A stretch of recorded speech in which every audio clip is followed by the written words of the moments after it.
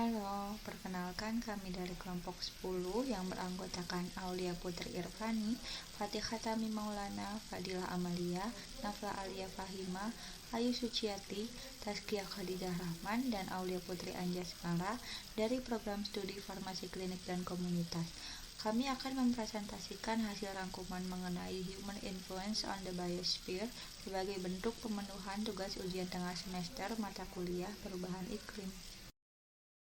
Pertama, kami akan membahas mengenai terrestrial carbon cycle atau siklus karbon daratan. Berdasarkan laporan khusus IPCC tentang perubahan iklim dan lahan, telah terjadi peningkatan aktivitas fotosintesis global selama 2-3 dekade terakhir yang diduga disebabkan oleh beberapa hal seperti perubahan fungsi lahan, perubahan manajemen lahan, fertilisasi CO2, deposisi nitrogen, peningkatan radiasi difusi, dan perubahan iklim. Terdapat 3 indikator utama terkait perubahan iklim yang berkaitan dengan siklus karbon terestrial, yakni konsentrasi CO2 atmosfer, flux CO2 atmosfer, dan Leaf Area Index atau indeks luas daun.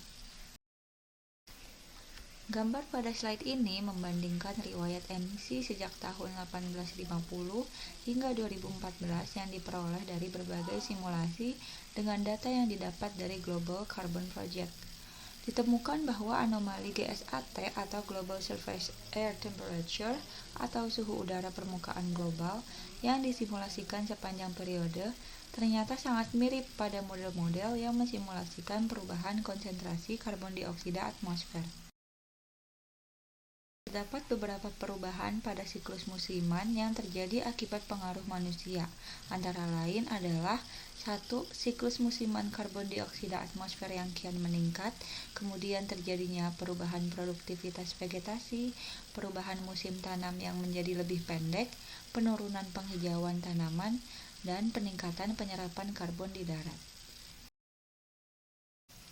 Gambar ini menunjukkan adanya peningkatan konsentrasi karbon dioksida dan penyerapan karbon dioksida di darat dari tahun 1961 hingga 2014. Beberapa perkiraan penyebab peningkatan tersebut antara lain adalah peningkatan produktivitas di musim panas dan atau meningkatnya respirasi di musim dingin, kemudian peningkatan fertilisasi CO2, dan peningkatan aktivitas pertanian. Terdapat beberapa studi yang menyebutkan bahwa fertilisasi CO2 pada fotosintesis merupakan faktor pendorong utama dari peningkatan amplitudo siklus musiman CO2 atmosfer, disusul dengan aktivitas pertanian dan perubahan fungsi lahan. Fertilisasi CO2 adalah fenomena di mana peningkatan karbon dioksida di atmosfer dapat meningkatkan laju fotosintesis tanaman. Kemudian ada indeks luas daun yang merupakan metode yang dapat mewakili kehijauan dan aktivitas fotosintesis secara umum. Terdapat studi yang menemukan peningkatan ILD atau disebut juga greening atau penghijauan lebih dari 25-50% pada vegetated area dan 70% dari penghijauan tersebut berkaitan dengan fertilisasi CO2. Peningkatan indeks luas daun itu bisa disebabkan oleh respon fisiologis yang meningkat secara langsung. Singkatnya, model sistem bumi mensimulasikan rata-rata penyerapan karbon tanah secara global.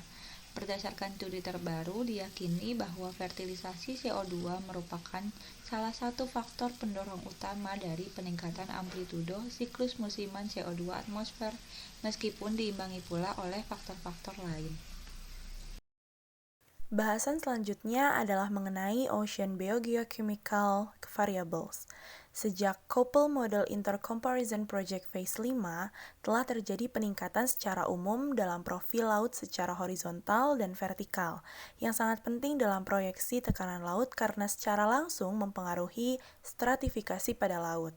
Pembaruan dalam representasi proses biogeokimia laut antara model Comparison Project Phase 5 dan 6 biasanya melibatkan peningkatan kompleksitas yang membuat unsur mikronutrien menjadi lebih luas dan representasi yang lebih rinci dari tingkat trofik yang lebih rendah termasuk siklus bakteri dan tenggelamnya bahan organik. Sejak AR5 atau The Fifth Assessment Report, penelitian berfokus pada deteksi dan atribusi pola regional dalam perubahan biogeokimia laut. Disimpulkan bahwa konsentrasi oksigen di laut terbuka telah menurun sejak tahun 1960 yang dapat dikaitkan dalam pengaruh manusia. Penurunan oksigen yang diamati selama beberapa dekade terakhir ini cocok dengan perkiraan model di permukaan laut, tetapi jauh lebih besar daripada perkiraan model di pedalaman laut.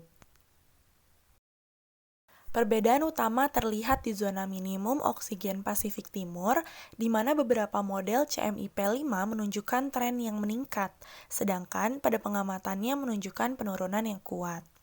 Namun, beberapa abad terakhir, lautan mungkin telah mengalami peningkatan oksigen di sebagian besar wilayah yang miskin oksigen.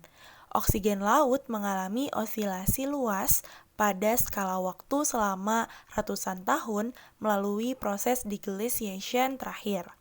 Akibat terjadinya pemanasan yang mengakibatkan hilangnya oksigen di perairan bawah permukaan Pasifik Utara. Karbon dioksida merupakan salah satu parameter permukaan yang paling umum diamati, karena berkontribusi dalam deteksi dan atribusi yang cukup besar. Tekanan parsial CO2 dan penyerapan karbon juga menunjukkan prediktabilitas yang kuat sebagai fungsi dari keadaan iklim antar tahunan hingga beberapa dekade. Di bioma subtropis dan Khatulistiwa Atlantik Utara, terjadi pemanasan yang terbukti menjadi kontributor yang signifikan dan terus-menerus terhadap peningkatan tekanan parsial CO2 sejak pertengahan 2000-an dengan pemanasan jangka panjang yang mengarah pada pengurangan penyerapan karbon laut. Namun, di Samudra Selatan, deteksi dan atribusi tren permukaan dalam tekanan parsial CO2 terbukti lebih sulit dipahami dan bergantung pada metodologi. Beberapa penelitian yang menunjukkan bahwa penyerapan karbon Samudra Selatan melambat di sekitar tahun 1990 hingga 2006 dan kemudian menguat dari 2007 hingga 2010. Pengasaman laut atau ocean acidification adalah salah satu pengukuran yang paling dapat dideteksi dari perubahan lingkungan yang tercakup dalam AR5, di mana penyerapan CO2 antropogenik dinilai sangat mungkin mengakibatkan pengasaman permukaan air. Penurunan pH yang diamati pada permukaan laut global hampir terjadi pada tingkat 0,003 hingga 0,026 per dekade selama 40 tahun terakhir. Pengasaman laut tidak hanya terjadi di lapisan permukaan, tetapi juga di bagian dalam laut. Kecepatan yang diamati antara 0,015 dan 0,020 per dekade dalam mode dan perairan menengah Atlantik Utara melalui efek gabungan dari peningkatan karbon antropogenik dan remineralisasi. Diamati, pengasaman terjadi hingga 3.000 meter di daerah formasi air dalam. Ada juga peningkatan yang cukup besar dalam deteksi dan atribusi CO2 antropogenik versus pengasaman berbasis eutrofikasi di perairan pesisir. Peningkatan bukti dalam studi terbaru mendukung penilaian bahwa penyerapan CO2 antropogenik adalah pendorong utama pengasaman permukaan laut terbuka global. Peningkatan pengasaman yang teramati di wilayah subtropis dan Khatulistiwa Atlantik Utara sejak tahun 2000 terkait dengan peningkatan suhu laut, di mana pemanasan diperkirakan menyebabkan penyerapan karbon laut melemah.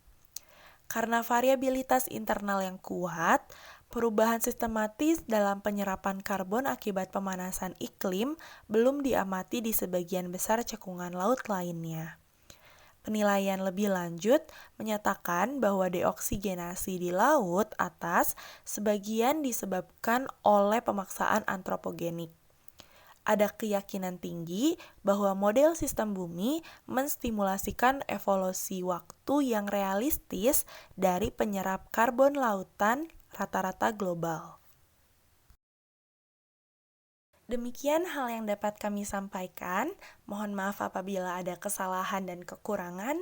Sekian dan terima kasih.